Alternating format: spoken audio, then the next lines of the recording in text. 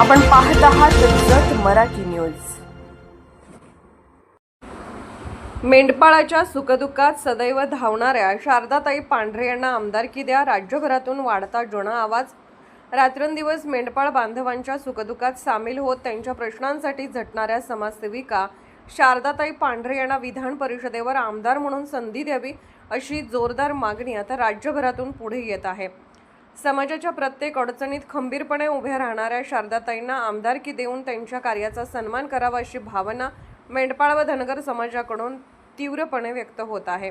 शारदाताई पांढरे या सध्या राज्यपाल नियुक्त सदस्य म्हणून कार्यरत असून त्यांनी मेंढपाळ समाजाच्या विविध प्रश्नांवर सातत्याने आवाज उठवला आहे।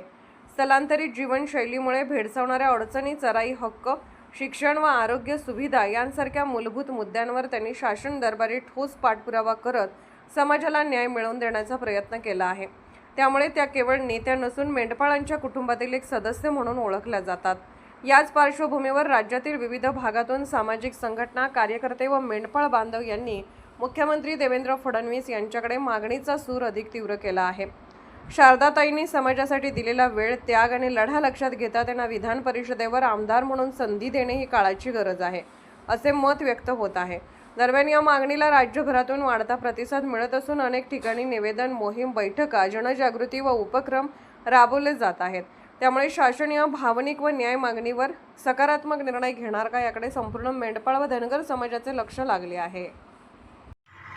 पशुपालक, भेड़ पालक है। हम उज्जैन तरफ से बोल रहे हैं। हमारे लिए शारदाताई बहुत मदद करते हैं। मुसीबत में रातती बिरातती हर बात में हमारे काम आते हैं।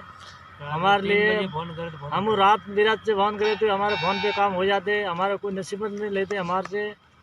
हमारे करीम सारे से फंसते तो हमारे आधी रात को निकाल सकते बाहर। तो हमारे लिए शारदा बहन भगवान का रूप है। बहुत बहुत आभार, बहुत बहुत धन्यवाद शारदा बहन को। शारदा बहन ने हमारे लिए बहुत बहुत काम किया। शारदा बहन हमारे लिए बहुत काम करती है और हम राजस्थान से है, उज्जैन जिला में आया हुआ है। किसी भी वक्त पर हमारे फ़ोन करते थे, फ़ोन उठाते हैं, हमारे जवाब मिलता है। कोई हमारे पास बंद रिश्वत लेता नहीं है। हमारे लिए भगवान का रूप, हमारे लिए भगवान का रूप है। किसी भी वक्त पर हम फ़ोन करता था, कोई भी कांड पड़ता था हमारे को निकाल देता है। बहुत बहुत धन्यवाद, बहुत बहुत धन्यवाद। जय मल्हार, जय अहिल्यादेवी। अहोरात्र मेंढपाळासाठी जीवाची पर्वा न करता सौ शारदाताई पांढरे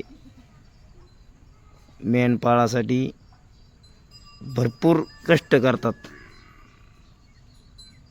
आता आमची फडणवीस साहेबांना एकच मागणी आहे की आमच्या ताईला विधान परिषदेवर संधी मिळावी, म्हणजे मेंढपाळासाठी ताई विधान भवनात